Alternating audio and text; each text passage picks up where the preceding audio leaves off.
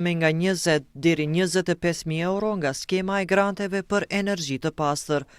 Në sesionin e parë informues, Ministria e Ekonomisë bëri të ditur se thirrja tashmë është aktive në platformën e-Kosova, bazuar në kriteret dhe procedurat e aplikimit.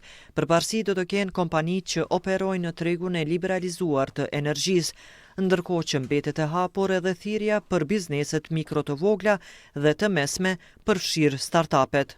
Është ndarë në 3 masa është mbështetje për sistemet e energjisë solare dhe sistemet e baterive për ruajtjen e energjisë elektrike. Masa 2 është mbështetje për masat e eficiencës së energjisë në ndërtesat e bizneseve, si dhe masa 3 mbështetje për pajisjet që ulin konsumin e energjisë në linjat e prodhimit.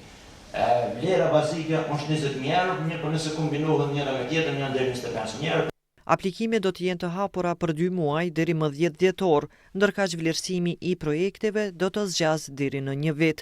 Përveç financimit, skema do të ofrojë asistencë teknike dhe ngritje kapacitetesh për të siguruar që investimet të jenë të qëndrueshme dhe afatgjata. Projekti është financuar nga Qeveria e Luksemburgut, e zbatuar nga Kiesa Mint në partneritet me Ministrinë e Ekonomisë dhe LuxDev, Agjencia e Luksemburgut për Bashkëpunim Zhvillimor.